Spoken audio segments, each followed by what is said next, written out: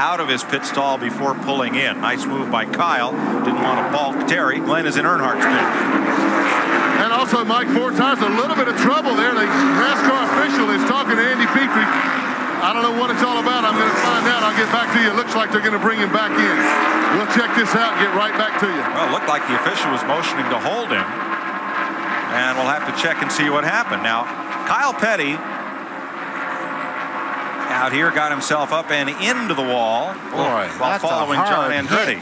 Yes, it was. Smashing pumpkins, our producer says. Earnhardt is still on the racetrack, so whatever it was that NASCAR was concerned about, Let's find Let's out. go, Glenn. Earnhardt is going to come back in, we're told. Let's check with Glenn. Well, they're saying it's that judgment call again. What we saw at North Wilkesboro, they're saying that lug nuts were left loose, and they're going to bring him back in and have him to tighten the lug nuts, but the crew's telling him to keep going. So they're still in discussion right now. There is a major discussion going on down here, guys, right now. I mean, there's 3 NASCAR officials and all of Richard Childress' crew. They're telling Dale to keep going now until NASCAR black flags him. So they're not going to bring him in until they absolutely have to. Andy Petree is standing by with an air gun to tighten those lug nuts, but they're saying that they are not loose. There's the black flag right now. Now he has a couple of laps to obey that. But what bit Ricky Rudd at North Wilkesboro now will bite Dale Earnhardt.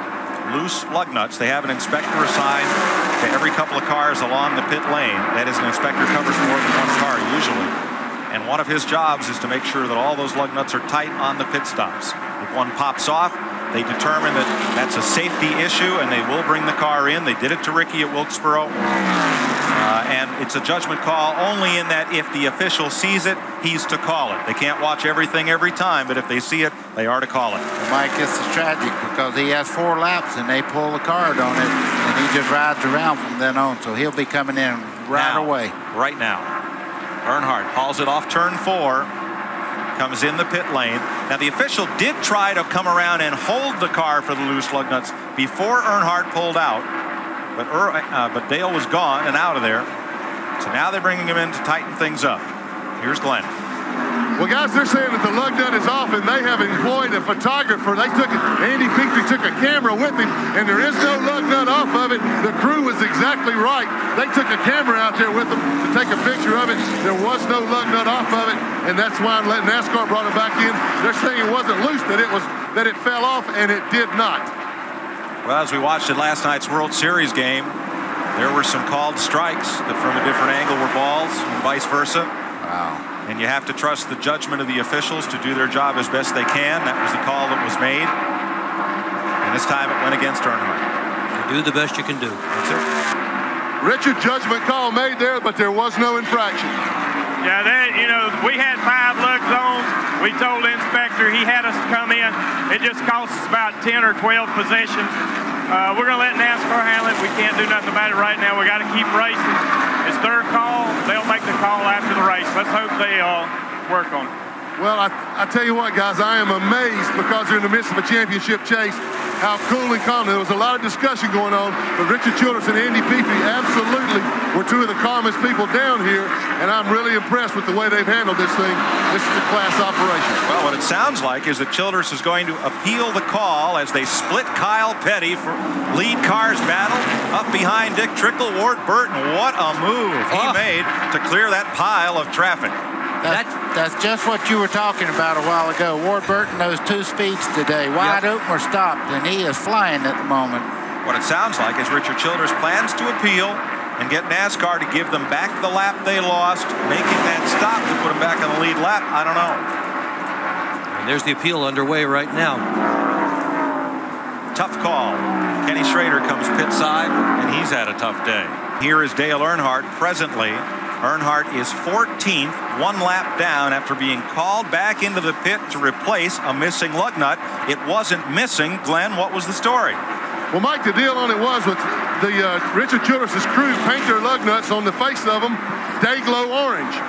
And they had 1 lug nut. You can see on the tires here, if you can see this, that the orange dayglow paint, you can see those real easily. Well, one lug nut was glued on that wasn't painted. And so when the gun came off of it, the official was looking at it. He didn't see the dayglow paint. You can see how easily he thought that the lug nut was not on there. I mean, it's easy to see how the mistake was made, costly mistake, but he was looking for that orange paint. All 5 lug nuts were on there. 4 of them were painted orange. 1 of them wasn't. Wow. Thanks, Glenn. 25 laps to go. Ward Burton looking for win number 1, just as Rick Mast was last year.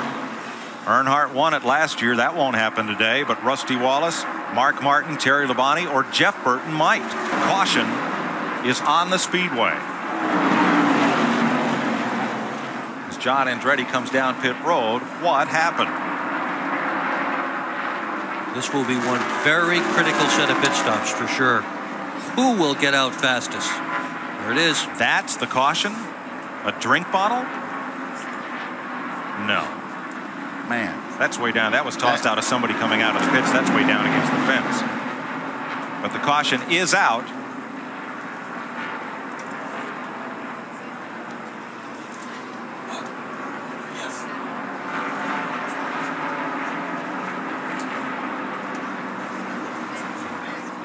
All getting ready to come in this time around for sure. Well, we're still trying to get word on why the caution flag has flown here at lap 372. What a blow this is to Ward Burton and Bill Davis. And now we're going to see how good those 2 pit crews are. Hey, they're waving the flag there, the red flag that pit road is closed at the moment. Yep. So they'll come back around before they're able to stop. Give the Let crews me check this. That'll give the crews a few more moments to get really nervous. Well, I'm not sure if this was the reason for the caution, but during this caution, they are giving Dale Earnhardt his lap back. I'm not sure if this is unprecedented, because while it does correct the penalty that was given to the Earnhardt team, that was perhaps a mistaken call, does it not penalize the cars running in the front positions? Because now, if there's pit stops, and surely there will be, they'll lose their positions. This is a very odd set of circumstances here with 20 laps to go. So Earnhardt will go into line, and that's why pit road is closed, to give him back his position. Now they're telling him to move in behind Darrell Waltrip in 8th place. Now that's ahead of some of the cars on the lead lap. Well, this is very surprising, to say the least. It will be a single file restart, and nobody will be allowed to pit. So that answers my question. It does not take away the advantage that Ward Burton, Rusty Wallace, and the other teams have built up on the racetrack. It does take away distance. Well, does it correct one problem and create another? I don't think so, Mike. I think what they done, they corrected a problem they had on the racetrack, and everybody got a little rest, and everybody's got the same amount of wear on their tires. Now they go at it. And the leaders don't have any traffic at all in front of them. They can just contend with each other from here forward, at least for a while. Bit of jostling for lineup positions as the lead lap cars try to get up into line in the back straightaway. And they're going to hold the caution out for one more lap to make sure everyone is properly in line. Interesting call. It will be very interesting to see the letters to the editors in this week's papers. How will the fans view this one? Okay, I see. You see the guy right down in this turn down here with the flag. That means the pit road is closed. It's a red flag with stripes on it. Uh-oh, now that's... Earnhardt is saying that in moving up with the lead lap cars, he has gotten a flat tire and needs to pit. Wow. John Andretti has come in. Jeff Bodine also pitted. And Joe Nemechek. Well, all this while the pits are closed. It gets curiouser and curiouser. And we're on 1 to go once more.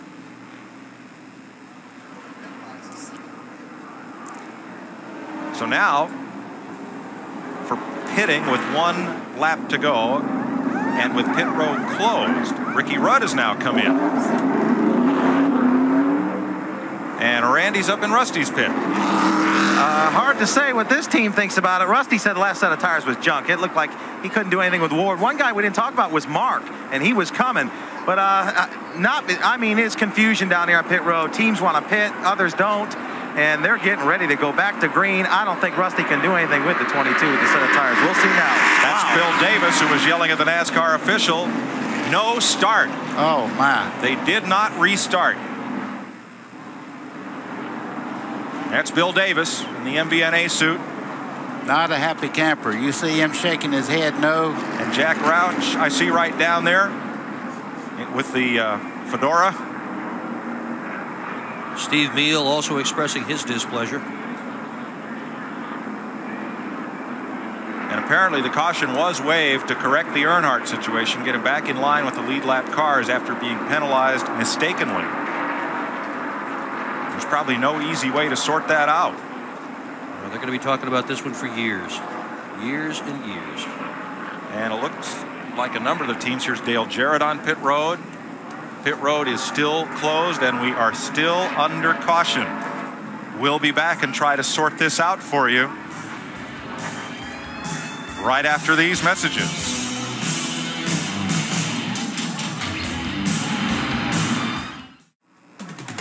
Welcome back to Rockingham. For 10 laps, they've been trying to sort this out now. And the man who owns the car that was leading when NASCAR dropped the caution to realign the field is with Glenn Jarrett. Well, Mike, as you said, Bill Davis, one of the nicest guys in all of auto racing, one of the nicest guys I know. And an unusual, even bizarre set of circumstances, Bill, does this call that letting everybody change them, lining them back up to where they are, does that make things right? No, I don't think you can make it right. I mean, I sympathize with the 3 because they got a real raw deal.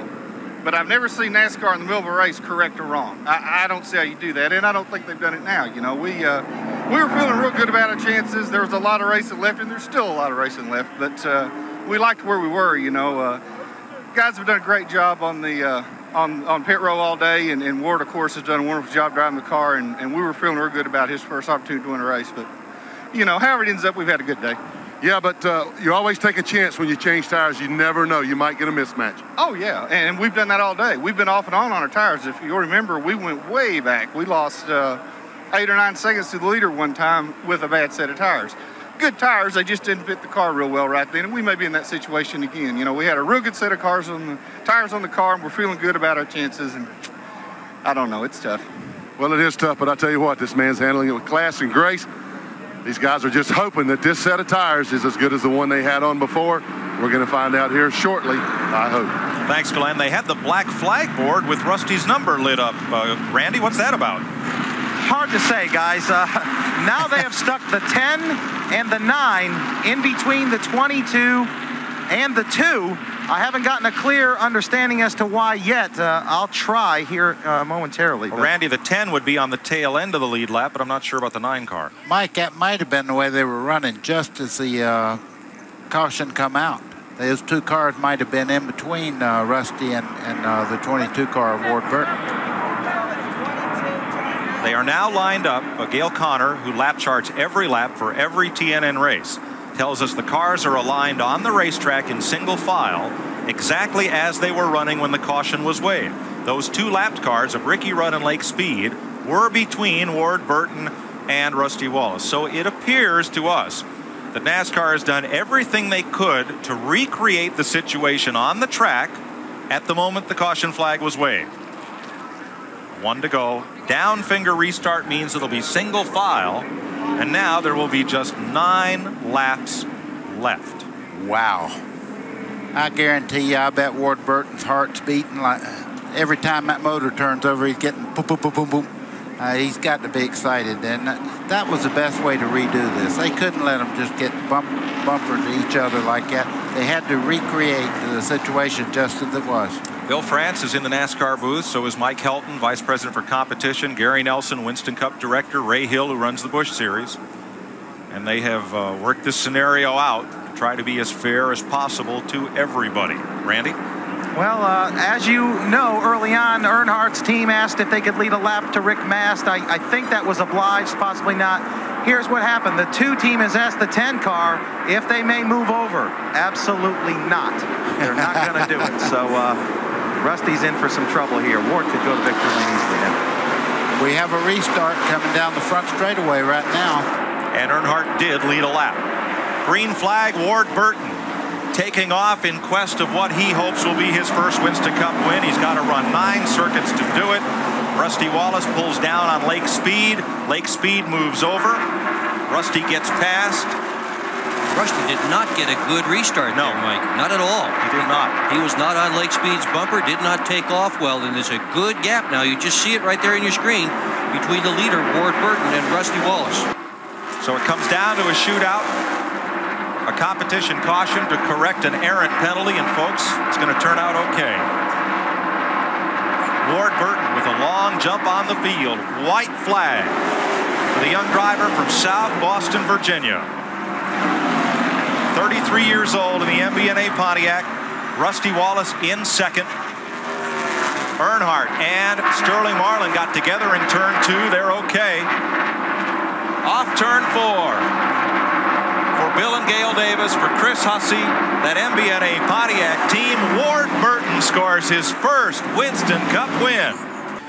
Well, Andy Petree asking where we finished. Dale Earnhardt getting ready to climb out of the Good Wrench Chevy. We'll get a word with him here momentarily. Dale Earnhardt, kind of a bizarre call there. They said you lost the lug nut, didn't happen. You guys protested. What did you think about that? We've got Dale Earnhardt. Yeah, what'd you think of the call? That was a bad call on the inspector's part, not NASCAR's. NASCAR tried to rectify it by throwing a caution, putting us back in the lead lap. And what they should have done at that point is let everybody pit in sequence and never have to come out of the pits would have been the way they should have lined up. But they got sort of mixed up, so they sort of had to adjust things. And I was comfortable going behind the 17. I was a lap down behind the 17 when the caution came out. So that's better than nothing. Let Richard and NASCAR take it. Okay, good event for you anyway, Dale. What about this whole bizarre situation? It seems to have ended on a positive note. The car leading at the time of this competition yellow did win. Dale Earnhardt's penalty did get reversed, but it certainly threw the event into a turmoil. Well, I'm going to start from my perspective. If I was racing there and I'd passed 2 cars, they lined them up exactly like they were running just before they righted the situation with Dale Earnhardt. So you wouldn't put Rusty Wallace directly behind Bill Davis's car with Ward Burton because he had made the pass on those cars, so they did the right thing, in my opinion. Now, I'm sure everybody has an opinion, and that's what makes racing a lot of fun. But in my opinion, they did the right thing. And they also give Earnhardt a lap back. They had to. He's in a points race, and it means a lot to those guys. Well, do they set a precedent now where if a driver is penalized mistakenly, other drivers will appeal to have the race stopped, or that driver can appeal to have the race stopped and have things set right? I don't know if it's going to really set a precedent. The important thing here, Mike, is that all's well that ends well, and that's in fact what happened here today. And you can argue about the strategy to get us where we wound up. And I'm sure NASCAR is going to look at that, and they're going to look at it very, very carefully, and they're going to decide what they should do should another situation like this occur. This has never happened before. And so it was a unique situation. They had to try to figure out what to do. What they did turned out to give us the proper outcome. Dick, the point I was trying to make, if they'd let Rusty Wallace come out directly behind Ward Burton, make up 2 spots that he didn't earn on the racetrack, that would have been wrong. And I agree. They'll set a precedent. They'll come up with a procedure. And I think it's important, too, to note that an official's call that was not exactly correct did not cost Earnhardt his chance to run for the championship. I agree with you both. All's well that ends well.